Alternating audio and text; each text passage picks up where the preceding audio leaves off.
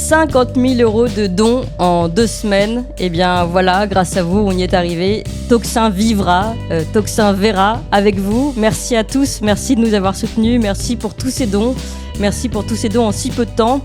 Et voilà, vous êtes maintenant, vous faites partie des résistants du Tocsin et vous avez voulu qu'on aille plus loin. Et on va aller plus loin, évidemment. On va prolonger notre cagnotte Tipeee pour mettre en place cette newsletter, la newsletter du soir, Tocsin matin, Tocsin soir. 2 rendez-vous avec vous, le matin et le soir. On continue la résistance toute la journée. On va d'ailleurs mettre en place un groupe de résistance sur Telegram, si vous le voulez bien. Et puis évidemment, le magazine, La Trace écrite, puisqu'évidemment, la résistance se fait aussi par l'écrit, vous le savez bien. Voilà, si vous voulez bien continuer ces objectifs avec nous, on vous attend. Et encore merci évidemment à tous les soutiens de Tocsin, à tous ceux qui ont entendu l'appel du Tocsin et qui sont derrière nous maintenant pour cette belle aventure. Merci à vous.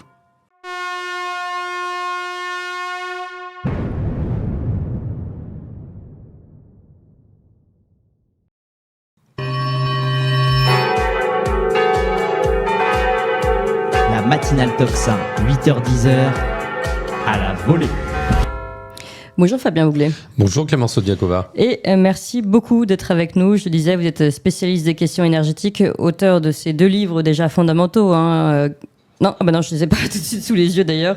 Nucléaire, les vérités cachées. Voilà. Et éolienne, la face noire de la transition écologique. Et tous aux éditions du Rocher. Et aujourd'hui, vous nous présentez La guerre de l'énergie au cœur du nouveau conflit mondial aux éditions du Rocher. Fabien Bouglet, on en parlait juste avant avec Jean-Louis Tremblay. Ce sera notre transition. On parlait de cette guerre en Ukraine. Eh bien, vous le dites d'abord en introduction. Vous dites aujourd'hui, la 3e guerre mondiale a commencé.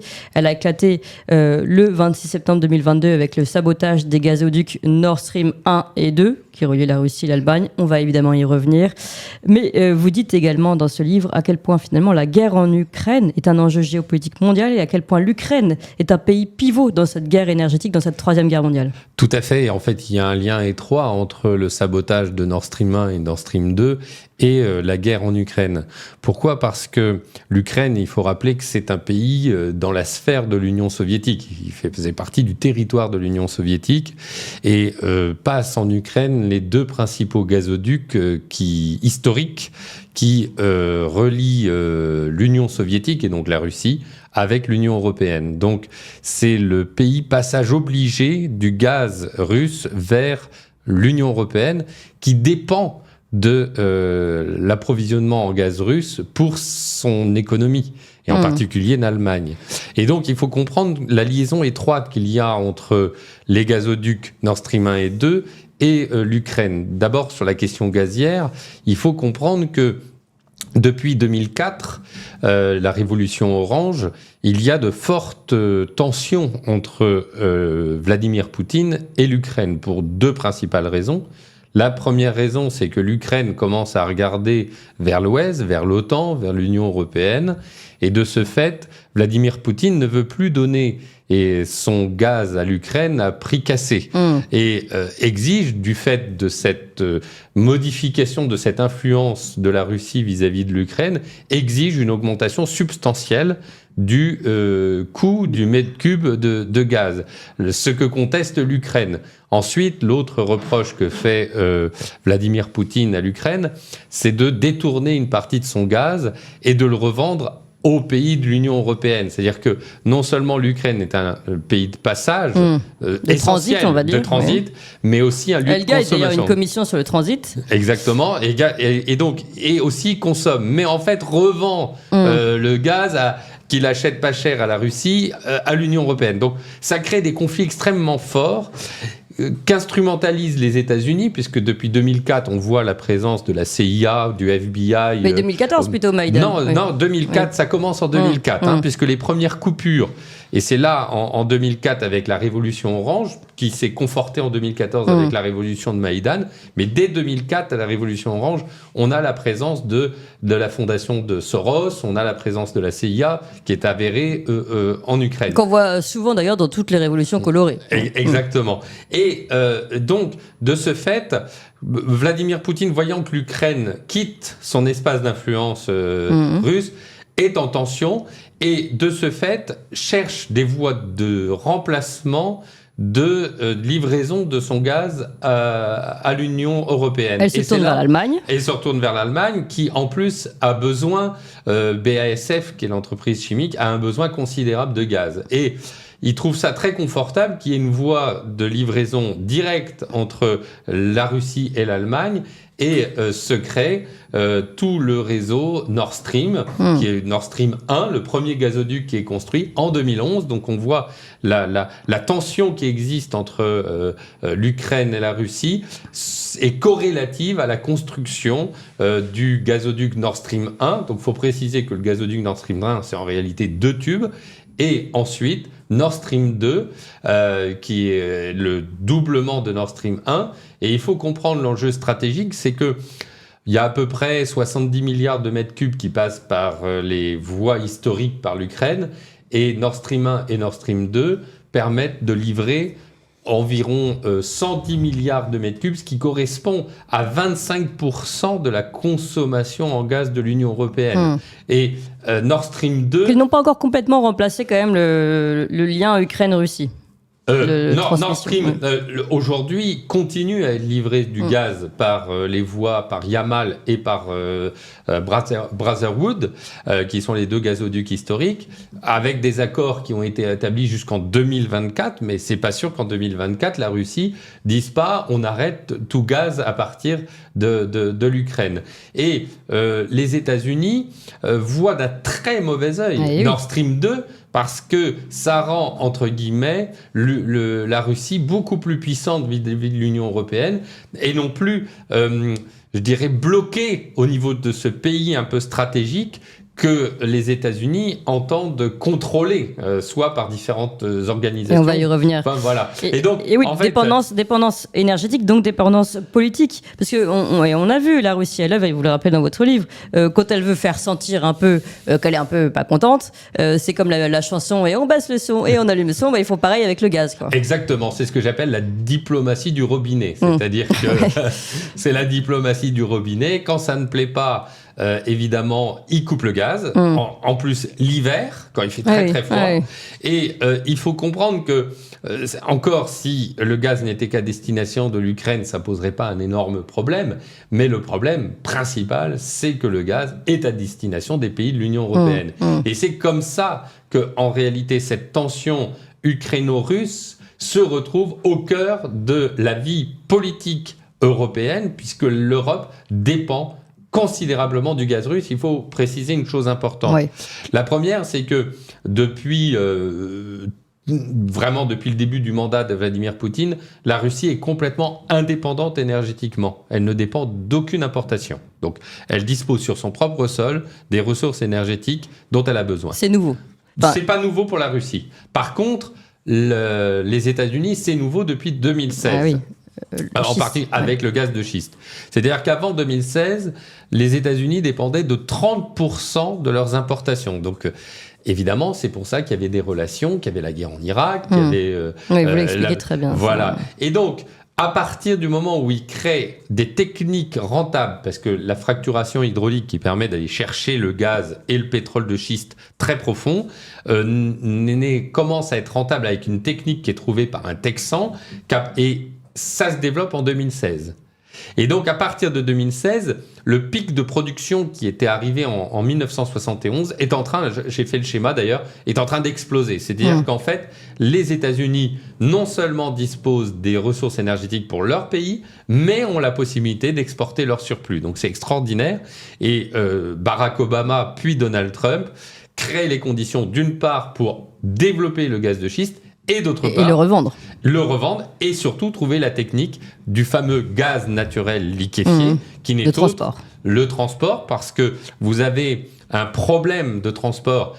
Les Russes ont bien compris, parce que les Russes, ils utilisent le gazoduc qui est pas cher. Vous faites un tuyau et le gazoduc est autant de chaînes, autant de systèmes de pouvoir et de développement de son réseau vers l'Europe, mais aussi vers la Chine, puisqu'elle a territorialement, tandis que les États-Unis, pour aller livrer l'Europe, il n'y a pas possibilité. Voilà, il y a besoin de méthanier. Et là, c'est pour ça qu'on va liquéfier le gaz avec un rapport de 1 à 600, c'est-à-dire que 600 mètres cubes de gaz fossiles sont transformés en 1 mètre cube de gaz naturel liquéfié par méthanier. Et c'est toute cette guerre qui oppose le gaz de schiste américain, dit le gaz de schiste de la liberté, les molécules de la liberté, comme disent. Alors, c'est toujours très beau quand les Américains appellent ça la liberté. En général, oui, il faut se méfier. Je précise que ce n'est pas moi qui le dis, mais c'est dans la dialectique des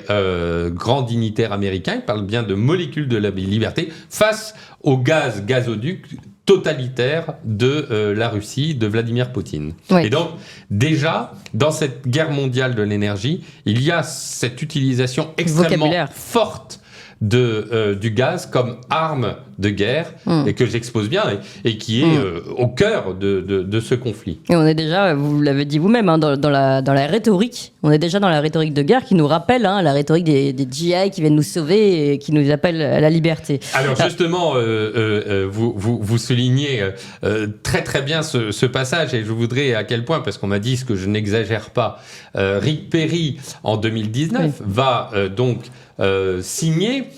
Donc on n'est pas encore dans l'émergence de cette guerre mondiale de l'énergie, ou du moins dans la compréhension de cette guerre mondiale. Il va négocier avec Juncker, qui est donc président de la Commission européenne, un doublement de la livraison de gaz naturel liquéfié. On passait à l'époque de 10 milliards de mètres cubes à 20 milliards de mètres cubes. Et en marge de cette signature, il expose le propos suivant qu'il tient. Je veux dire, c'est vraiment très fort. Il dit 75 ans après avoir libéré l'Europe de l'Allemagne nazie, les États-Unis viennent libérer l'Europe, non pas avec de chaînes soldats américains, mais avec le gaz naturel liquéfié. Alors, bon, voilà, on est dans le débarquement, mais non plus par un débarquement par des soldats, mais par des méthaniers. Par des méthaniers.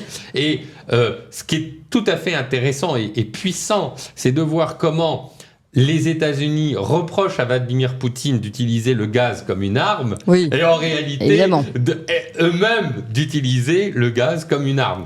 Alors, juste un petit parallèle, puisque vous parlez de cette rhétorique, je crois que c'est dans votre introduction, vous le présentez déjà, vous montrez à quel point, de toute façon, tous les enjeux énergétiques, et notamment ça commençait par le pétrole, étaient déjà considérés comme vitaux.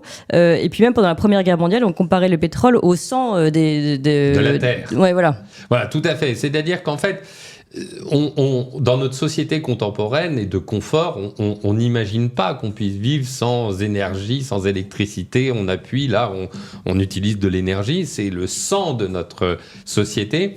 Et l'évolution en réalité, l'histoire de l'énergie n'a que 150 ans, avec la découverte du puits de pétrole par le colonel Drack. Même s'il n'a pas fait le premier puits de pétrole, c'est celui qui a lancé l'histoire de l'énergie. Parce qu'on avait déjà des puits de pétrole en Alsace-Lorraine.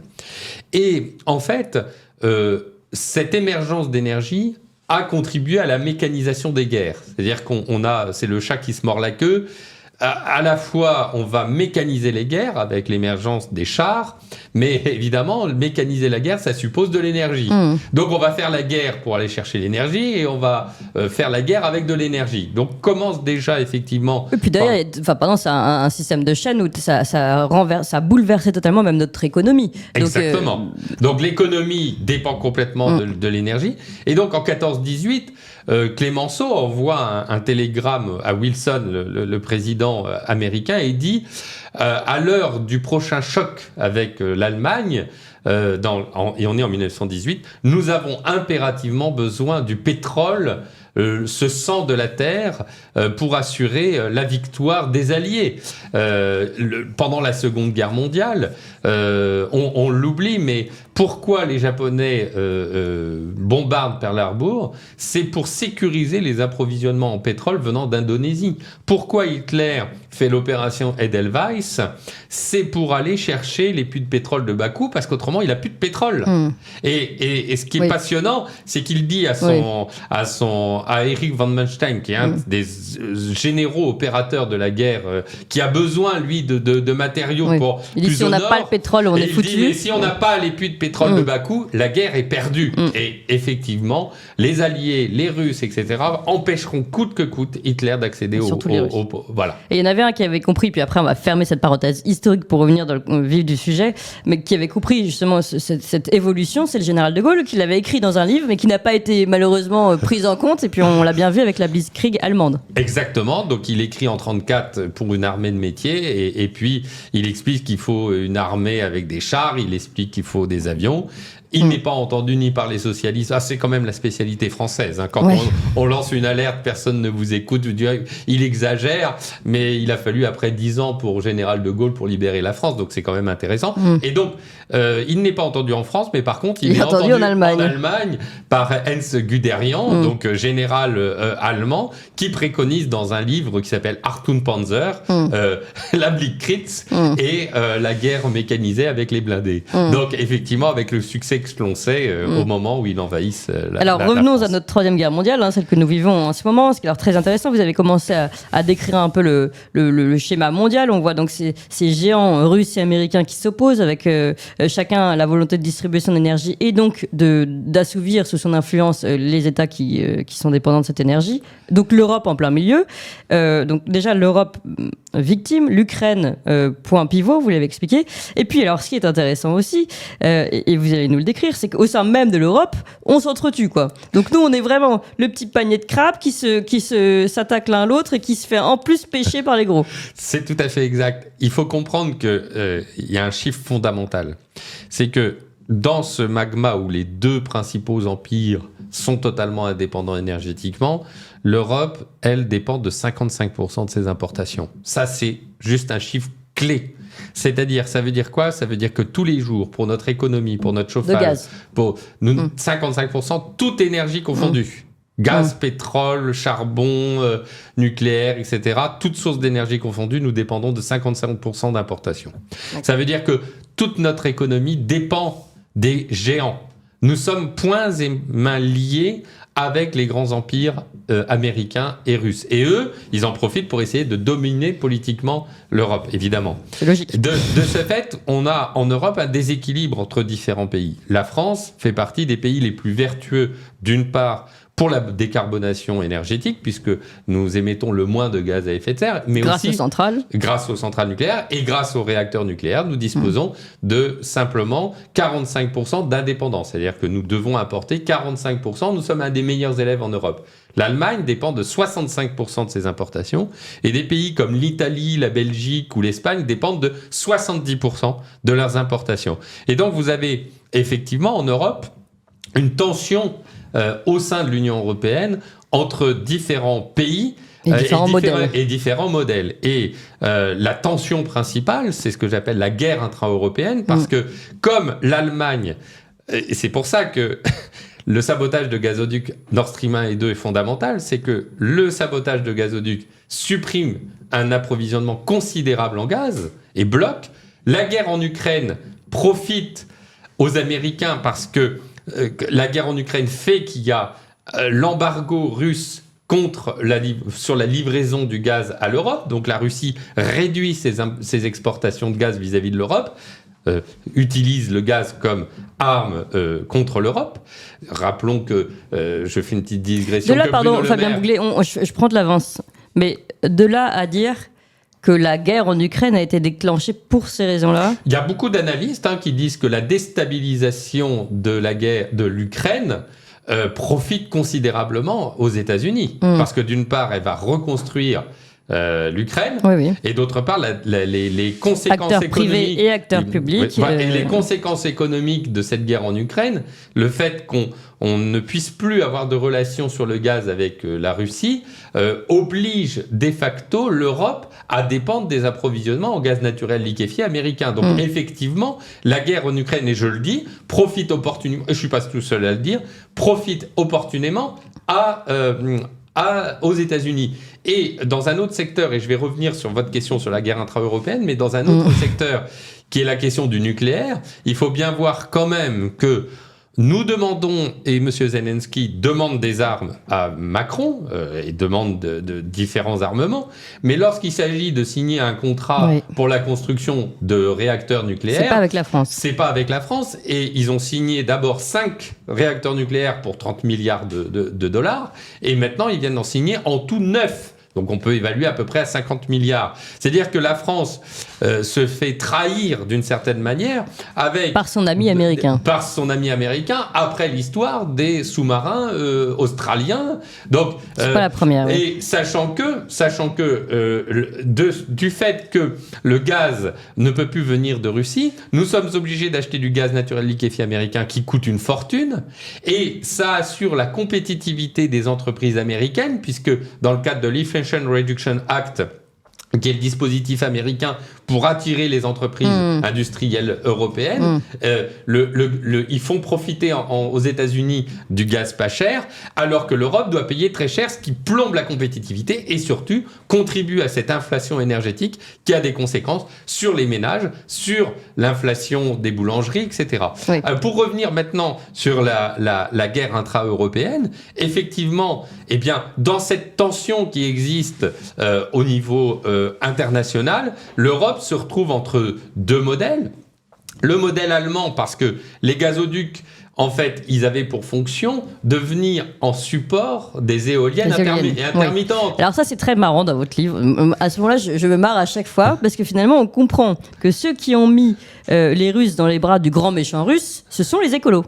Ce sont les écolos, tout à fait. Ce sont les Grünen. Il y a un énorme paradoxe. Ce sont les contempteurs de la Russie, de l'Union soviétique, qui sont ceux qui ont fait en sorte de dépendre du gaz russe. Pourquoi ? Il faut remouliner 20 ans d'histoire. Gerhard Schröder, chancelier allemand, s'allie avec les Grünen pour développer l'Energiewende. L'Energiewende, c'est la transition énergétique sans nucléaire et sans énergie fossile. Pour ça, il faut développer les énergies renouvelables intermittentes, éoliennes et panneaux solaires. L'Allemagne développe, ils dépensent 500 milliards d'euros, mais compte tenu de l'intermittence... À coup de subvention. Ils ont besoin de gaz. Et il faut ce gaz direct. Donc, ils font Nord Stream. Oui. Le problème, c'est que l'Allemagne, avec l'explosion de Nord Stream 1 et 2, ils n'avaient pas prévu de terminaux méthaniers. Donc, ils se retrouvent sans gaz. Donc, ils développent le charbon. Et donc, c'est pour ça que, d'ailleurs, l'Allemagne émet énormément de particules fines en Europe. Donc, pour des raisons écologiques, l'Allemagne n'a jamais été aussi anti-écolo. Pour des raisons écologiques, l'Allemagne est aujourd'hui le pays pollueur de l'Union européenne. Et... en fait, elle met dans sa poche les raisons écologiques, en fait, c'est une raison économique. Et en fait, ça crée une tension entre deux modèles. Le modèle allemand qui ne dispose plus de gaz et dont la facture énergétique explose du fait qu'ils ont besoin de charbon et que le gaz naturel liquéfié explose. Et le modèle français, qui est le modèle basé sur le nucléaire décarboné. Et évidemment, l'Allemagne ne veut pas que la France tire son épingle du jeu, parce que aujourd'hui, même si nos factures d'électricité de manière scandaleuse ont explosé, parce que le prix de l'électricité est indexé sur le prix du gaz au niveau européen, la France reste un pays compétitif. Juste une parenthèse sur ce sujet, la facture ne devrait pas augmenter si on ne jouait pas le jeu du marché européen, puisque nous-mêmes, nous produisons beaucoup moins cher. Exactement. En fait, il faut juste comprendre, je fais cette parenthèse-là, c'est que le marché européen de l'électricité dépend de l'unité de production la plus chère. L'unité de production la plus chère, à cause des éoliennes et le gaz, c'est les Allemands qui, eux, utilisent beaucoup d'énergie fossile. Et comme notre prix européen est indexé sur le prix du gaz, en quelque sorte, les Français qui ont le nucléaire le moins cher mutualisent avec les Allemands. Et en fait, si qui ont la politique qui ont une politique désastreuse, ce qui fait que si nous quittions le marché européen de l'électricité, la facture énergétique allemande exploserait et la nôtre diminuerait, comme ça s'est passé pour l'Espagne et le Portugal. De ce fait, dans ce conflit intra-européen, eh bien, il y a une cassure qui se fait entre la France, pays nucléaire qui a créé une alliance du nucléaire avec 16 pays, dont la Grande-Bretagne. Donc c'est tout à fait intéressant de voir que la Grande-Bretagne réintègre l'Union européenne par l'énergie. Et d'autre part, l'Allemagne qui regroupe les 5 pays, quelques pays de l'Energiewind 2, en particulier l'Autriche, le Danemark, qui sont les pays fabricants d'éoliennes ou impliqués dans la filière éolienne couplée au gaz. Et là, il ne faut pas être hypocrite. Les éoliennes, ça fait des années que j'en parle dans nos échanges, c'est vraiment une arme contre le nucléaire français, et c'est une arme contre l'Europe, et c'est une arme contre la France. Pourquoi ? Parce que développer les éoliennes pour mettre du grain de sable dans le développement du nucléaire, c'est porter atteinte à la souveraineté énergétique de la France et la souveraineté énergétique de l'Union européenne. Pourquoi ? Parce qu'en diminuant le nucléaire français, nous dépendons plus du gaz naturel liquéfié américain, et en développant les éoliennes, comme c'est intermittent, nous sommes soumis encore plus à l'approvisionnement en gaz naturel liquéfié américain. Fabien Bouglet, sur ce sujet, il y a encore énormément de choses et on va continuer de parler après 10h, là, il est 9h59. D'abord, vous le dites dans un autre livre, mais j'aimerais bien qu'on fasse un petit point rapide sur l'infiltration, justement, dans cette guerre de l'Allemagne contre la France énergétique, l'infiltration allemande au sein même du ministère, si vous pouvez nous en redire un point. Et puis ensuite, revoir en effet dans cette guerre énergétique, moi, il y a un truc que je comprends, c'est pourquoi l'Allemagne, aujourd'hui, avec l'explosion des gazoducs, pourquoi elle ne se retourne pas contre son meilleur ami, les Américains ? Parce que là, elle devrait leur en vouloir quand même d'être à l'origine, on va dire, vous le dites dans votre livre, tous les braqueurs se tournent vers les Américains sur cette explosion. Donc, comment ça se fait que l'Allemagne, à un moment donné, ne se dise pas mon allié n'est pas mon allié ? Voilà, toutes les questions, vous les gardez, vous commencez à préparer les réponses, il est 10h.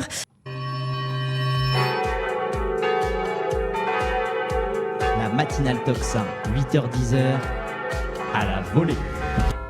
Fabien Bouglet, donc expert en politique énergétique, il avait déjà publié des livres que je vous invite tous à vous procurer et à avoir dans votre bibliothèque, un Nucléaire, les vérités cachées, et Éolienne, la face noire de la transition écologique, les deux aux éditions du Rocher. Et aujourd'hui, Fabien Bouglet, vous nous présentez Guerre de l'énergie au cœur du nouveau conflit mondial.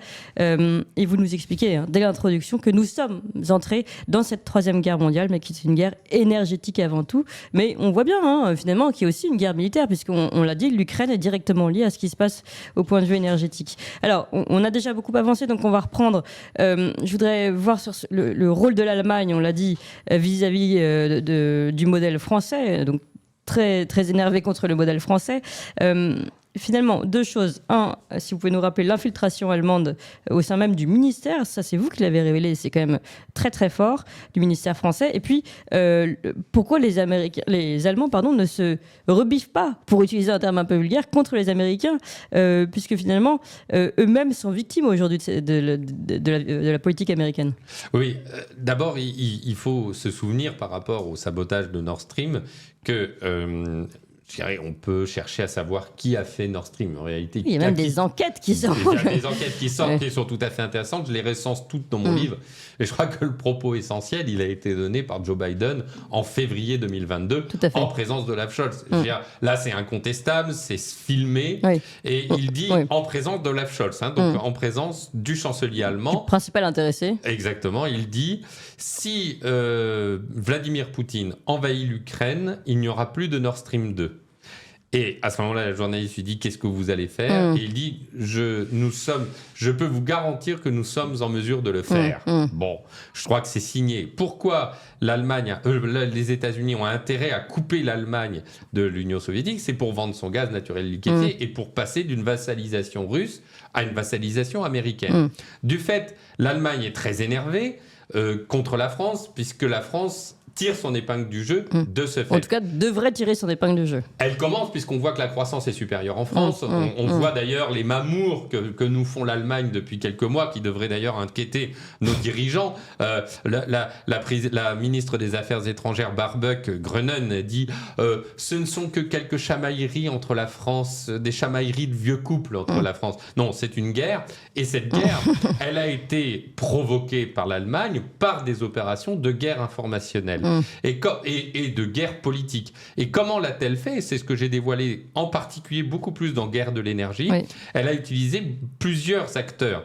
D'abord, elle a installé un lobby allemand qui s'appelle l'OFATE, l'Office franco-allemand de la transition énergétique, au sein de la Direction générale de l'énergie et du climat, qui est la direction chargée de la politique énergétique du ministère de l'énergie.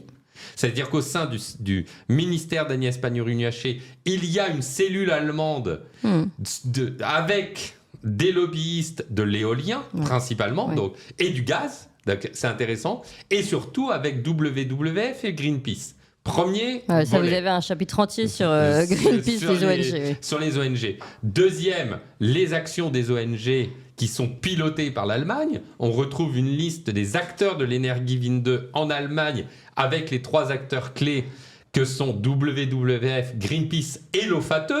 Donc on retrouve dans... Et ça, vous le dites dans leur statut, en fait, c'est très clair. On voit directement les liens avec c'est très clair. les puissances. Oui. Exactement. Et puis, le troisième volet de cette guerre informationnelle, c'est les fondations allemandes qui ont été dévoilées, dont l'action a été dévoilée par l'École de guerre économique en mai dernier, qui ont dévoilé que 2 principales fondations, que sont Henrik Boll et la fondation Rosa Luxembourg, qui sont, par les systèmes de fondations allemandes, attachés aux partis politiques et on donne énormément, plusieurs centaines de millions d'euros sont donnés par le gouvernement allemand à ces fondations. Et la fondation Henrik Boll est associée au Grünen, l'équivalent d'Europe Écologie Les Verts en France.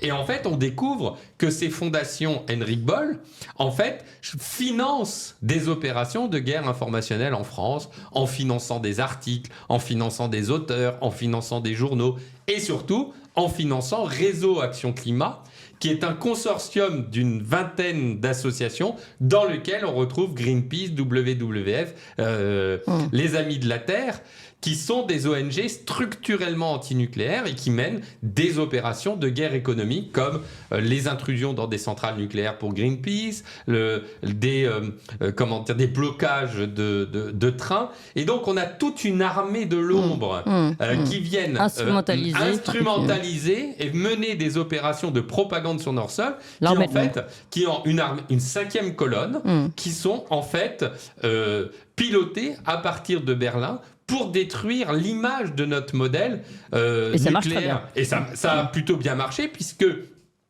dans ce contexte-là, on retrouve en 1997 Lionel Jospin et Dominique Voynet, par l'accord socialiste vert, qui détruisent et qui font fermer Superphénix, le réacteur à neutrons rapides, mangeur de déchets nucléaires. Oui, donc ultra-écologique. Qui est ultra-écologique, puisqu'il gère les déchets nucléaires et il produit de l'électricité. Et pendant que nous, donc cet acte de haute trahison qui est fait en 1997 par ces 2 acteurs, d'ailleurs Dominique Voynet ne se cache pas dans une vidéo avoir trahi le gouvernement français pour des raisons politiciennes, purement politiciennes, est une Superphénix, c'est un dispositif qui aurait permis à la France d'être presque totalement indépendant énergétiquement.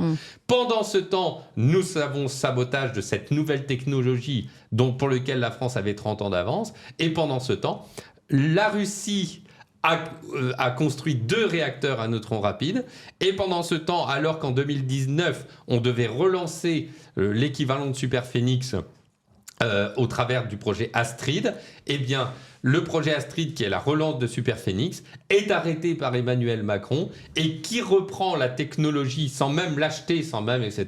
C'est Bill Gates qui obtient plusieurs milliards d'euros du département à l'énergie américain, puisque Donald Trump a lancé un grand plan de relance du nucléaire aux États-Unis pour justement faire la bataille sur le nucléaire entre les États-Unis et la Russie. Donc là, on retrouve les États-Unis et les Américains. Ça, on sait qu'ils savent tirer l'épingle du jeu à chaque fois. Ouais, on a vu l'infiltration allemande. La France se fait complètement avoir, complètement désossée. Enfin, vous l'avez dit, elle s'en sort plus ou moins bien parce qu'elle avait quand même quelques ressources, enfin quelques. Heureusement, tout à fait. Mais ma question aujourd'hui, c'est donc pourquoi l'Allemagne, elle, quand même grand perdant de l'histoire, ne se réveille pas politiquement. Elle ne se réveille pas parce que, pour une raison extrêmement simple, c'est que son économie dépend structurellement, elle a ses 65% de dépendance des importations. Si vous dépendez d'un fournisseur en énergie où toute votre économie en dépend, vous n'allez pas dire aux États-Unis, mais vous êtes vraiment des salauds, excusez-moi, vous avez saboter notre gazoduc entre la Russie si vous avez besoin et maintenant vendez-nous le gaz. Oui. Ben oui, si vous avez besoin de notre gaz naturel liquéfié. C'est d'ailleurs pour ça. C'est là où on voit l'importance de la destruction de ce gazoduc. En fait. Exactement. Parce que sinon, ils auraient peut-être pu voir les choses différemment. Ah bah, si le gazoduc avait été maintenu, ils auraient pu avoir beaucoup plus de poids dans leurs discussions avec les États-Unis et dans leurs discussions avec la Russie. Dans cette affaire, c'est la France qui s'en sort. J'avais un peu bousculé le système sur Europe 1 en février dernier en expliquant que nous avions une perte d'EDF de 18 milliards alors qu'en fait on avait un manque à gagner de 57 milliards d'euros. Donc je leur ai dit mais attendez, là c'est EDF, c'est un outil majeur. C'est qu'EDF, dans ce dispositif, l'Allemagne a tout fait pour détruire EDF, mais heureusement on a un rebond récent qui font que nos centrales nucléaires produisent encore maintenant des excédents, c'est-à-dire qu'on recommence à avoir des excédents, et en fait, du coup, ça nous donne une place fondamentale dans l'Union européenne parce que nous dépendons moins de nos fournisseurs d'énergie, et ce qui fait qu'on a beaucoup plus de poids, ce qui fait qu'on est beaucoup plus fort au sein de l'Union. On s'en sert pas pour ça. On ne s'en sert pas. Et je dirais, il s'est passé quand même une chose, puisqu'il y a eu ces deux alliances au niveau européen, alliance du nucléaire portée par la France, alliance des énergies renouvelables. Comme on est dans le en même temps, rappelez-vous, le président Macron a dit, on dit, ah ben oui, on va développer le nucléaire, mais aussi les énergies intermittentes. Oui. Donc on va continuer les éoliennes contre vents et marées. Et c'est pas continuer, c'est en mettre tout le long de tous nos littoraux.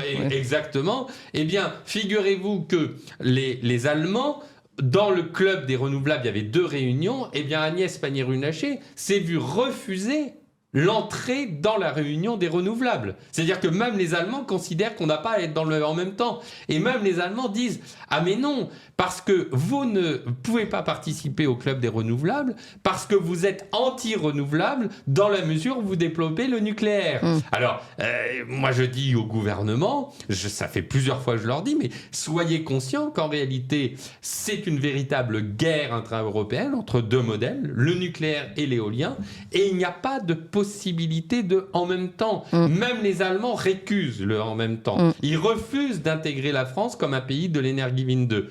Mais ce faisant, l'Allemagne commet une erreur historique majeure. Pourquoi ? Parce que l'Europe s'est fondée, et ça je l'ai rappelé dans mon livre, en 1957 sur 2 traités fondamentaux, la Communauté économique européenne, signée à Rome, c'est le traité de Rome, et l'autre traité de Rome, c'est la Communauté européenne de l'énergie atomique, signé le même jour. On appelle ce traité l'Euratom, et l'Euratom, c'est le fondement de l'Union européenne. L'Union européenne s'est créée sur l'énergie atomique, c'est-à-dire le nucléaire. Et pourquoi ? Parce qu'en 1956, on a la crise du canal de Suez et que l'Europe commence à voir, avec le même souci, un problème d'indépendance par rapport à ses approvisionnements en pétrole. Et résout la question en disant on va développer le nucléaire. Et quand l'Allemagne mène sa guerre au nucléaire français au sein de l'Union européenne, en réalité, l'Allemagne commet une erreur historique majeure, peut-être que c'est une erreur historique volontaire de sa part, mais elle commet une erreur dans la mesure où ça n'est pas une guerre contre le nucléaire français, c'est une guerre contre l'Union européenne elle-même, c'est-à-dire qu'elle se met en marge des valeurs fondatrices et fondamentale de l'Union européenne. En quelque sorte, le club... Mais on a du mal à comprendre, c'est pour ça, encore une fois, cette politique. Ben oui, mais parce que en fait, elle est acculée. Elle est acculée et elle dépend de sa relation avec les États-Unis. Parce que ce dont je n'ai pas parlé, c'est la nomination de Jennifer Morgan, qui se fait en février 2022, quelques jours avant l'invasion de la guerre en Ukraine. Jennifer Morgan est une américaine à Washington, elle est naturalisée allemande en février et elle est nommée au sein du ministère des Affaires étrangères de Mme Baerbock, qui est Grünen, secrétaire d'État chargée du climat. Mais qui est Mme Jennifer Morgan ? C'est la patronne monde de Greenpeace. Ah oula, oui. C'est donc une américaine qui est nommée secrétaire d'État des éoliennes dans le ministère des Affaires étrangères allemand. Et c'est l'ancienne responsable, elle est juste avant, responsable internationale de Greenpeace. On voit donc la liaison qu'il y a entre l'Allemagne et les États-Unis, c'est que l'Allemagne, après avoir été vassalisée par la Russie, est vassalisée par l'Amérique, qui n'a pas intérêt à 2 choses. D'une part, que nous continuions à acheter du gaz soit gazoduc, soit gaz naturel liquéfié venant de Russie, parce que ça assure une autonomie vis-à-vis des États-Unis, et qui n'a pas intérêt à ce que l'Europe développe le nucléaire français. Pourquoi ? Parce qu'en développant le nucléaire français, l'Europe aurait moins besoin de gaz naturel liquéfié, et surtout serait de facto un concurrent à l'activité nucléaire qu'entend développer les États-Unis avec les doigts et les dispositifs qu'a mis en place Donald Trump. Parce que derrière ce conflit du gaz se cache ce conflit du nucléaire, avec cette fois-ci 3 acteurs, la Russie avec Rosatom, Westinghouse aux États-Unis et EDF en France, qui est un challenger très important. Mais qui doit être démantelé.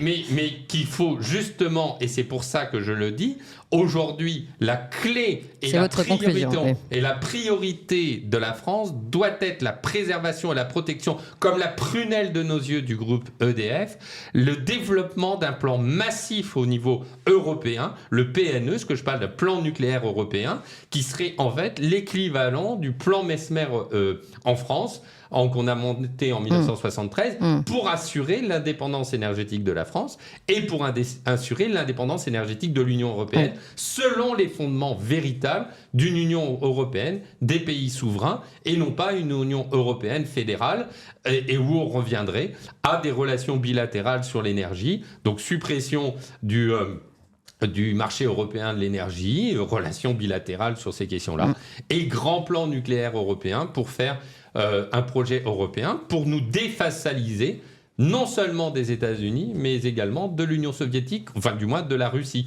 Et ce qui ne nous empêche pas d'avoir des relations à rééquilibrer avec ces pays où on peut acheter du gaz, on peut acheter on parle juste de souveraineté, on ne parle pas de couper tous les liens. Voilà, l'objectif justement, c'est de replacer l'Europe qui est aujourd'hui dans un état de faiblesse, dans une situation de puissance beaucoup plus forte et de relations apaisées. Je pense que la paix énergétique, ça n'est pas la paix en Ukraine qui rétablira cette paix. La guerre mondiale de l'énergie ne s'arrêtera pas si on fait un accord en Ukraine, puisque les tensions géopolitiques mondiales sur l'énergie vont s'accroître. Ça n'est qu'en facilitant l'indépendance énergétique de l'Europe qu'on rééquilibrera progressivement les relations internationales sur ce sujet important, mais qui sera prépondérant dans les siècles à venir. L'énergie tiendra tout, plus que tout. Ça, vous l'avez très bien expliqué dans votre livre. On voit à votre conclusion ce grand plan Mesmer renouvelé, on va dire. Mais à l'échelle de l'Europe. Et à l'échelle de l'Europe, tout à fait, Fabien Bouglet.